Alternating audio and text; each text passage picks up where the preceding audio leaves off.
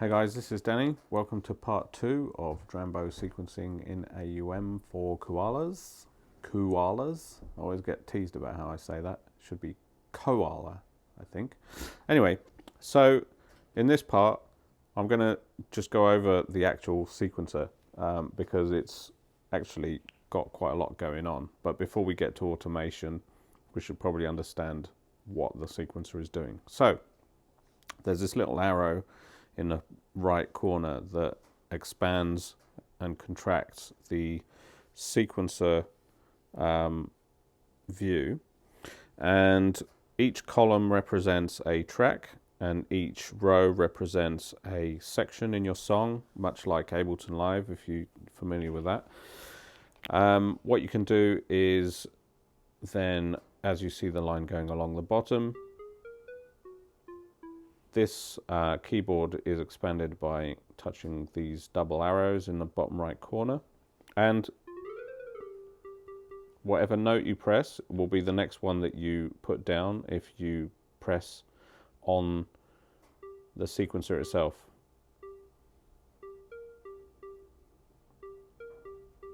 Okay, so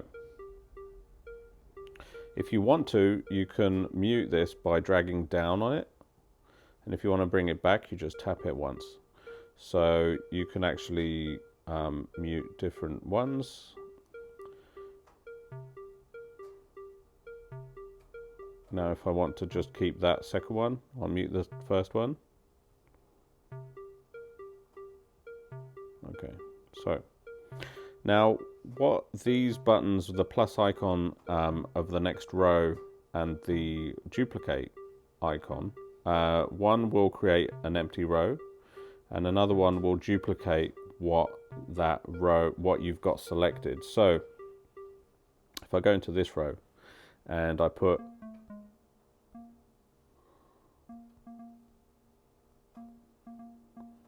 now, if I want the next row to actually be a mixture of these two, so you're not limited to playing the same row.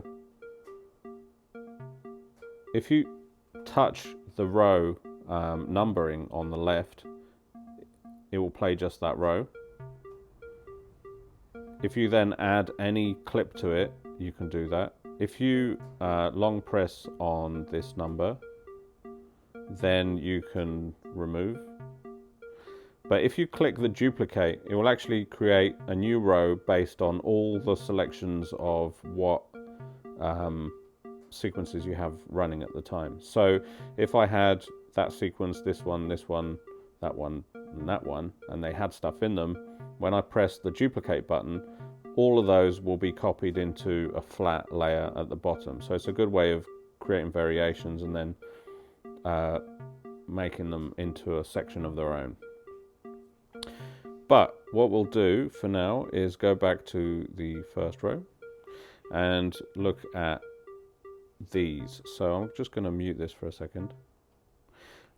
So the length of this is 1 bar and it can be up to 16 bars. If you see the little icon here that is highlighted when I let go, you can change the speed of a particular sequence that can go half speed or double speed, etc. Or you can double the sequence by copying it over, or you can halve it, or you can add empty bars or reduce bars from it that way.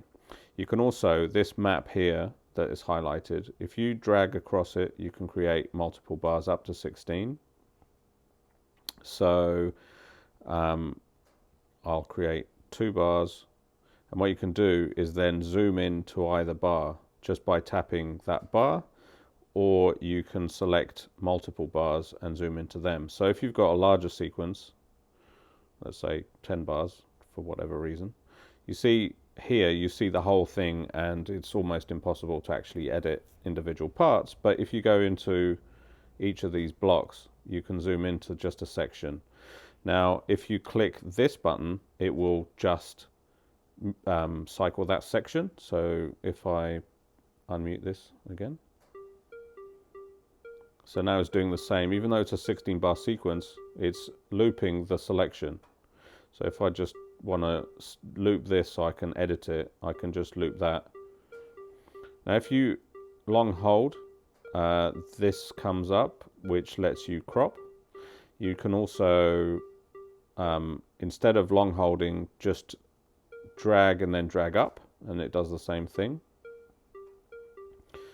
And then let's crop that. So what you can also do is hit record. So let's just go here where there's nothing. And if I hit record, by default, I think the first time I start recording something, you see the map that I showed you a second ago has got a little plus icon on it. If that goes red when I start playing, it's going to automatically enlarge the sequence.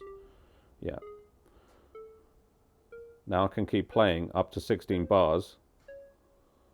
If I tap it, it will stop recording and it will start looping. Even though it's still recording, it's just looping the actual bars that I've already created.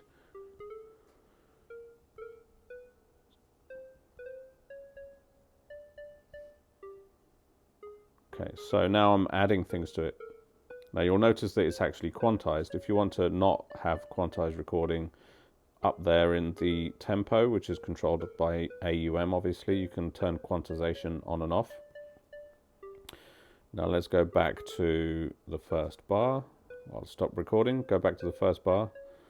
Let's crop that.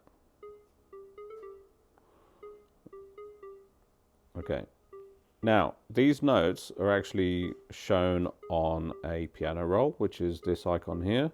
So you can add notes to it by, I've got all sorts of things selected here. By default, none of that's selected. And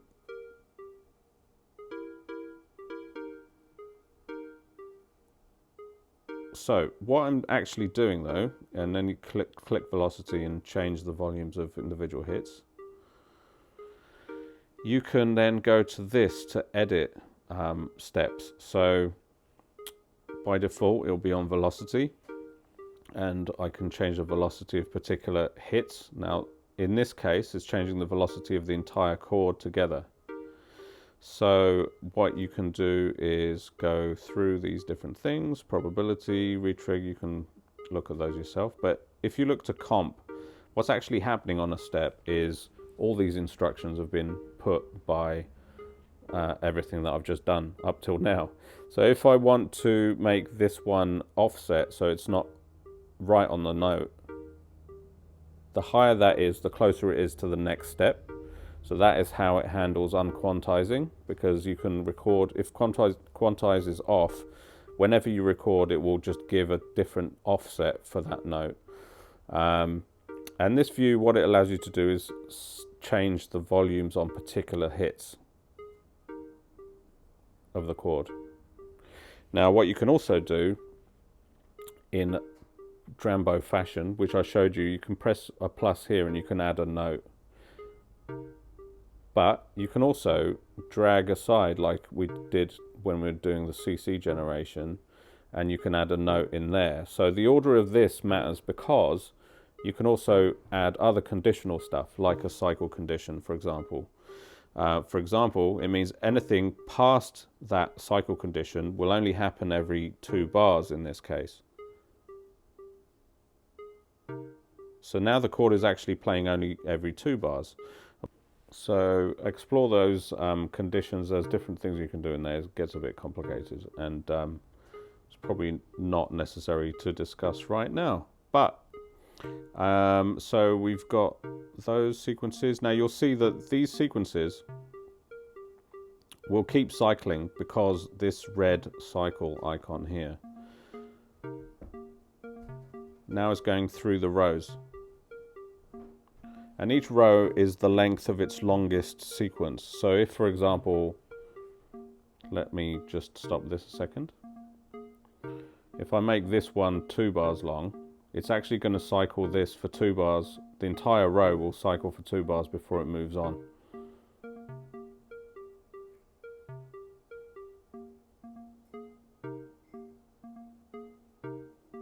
Okay, so you can make it go up or down in either direction. This icon makes it either change. So if I press play and it's cycling, for example, as soon as I press any row, it will jump to that position of that row. But if I have this clock also enabled, it will wait until the cycle ends before it moves.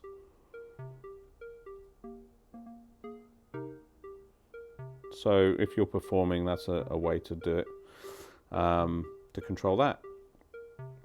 So what else have we got? We've done these two, and then this is the actual automation lane for CC automation. So I'll go into that in part 3, where I think we might be in a position to actually start doing more exciting stuff in AUM. So come back for part 3, and I'll start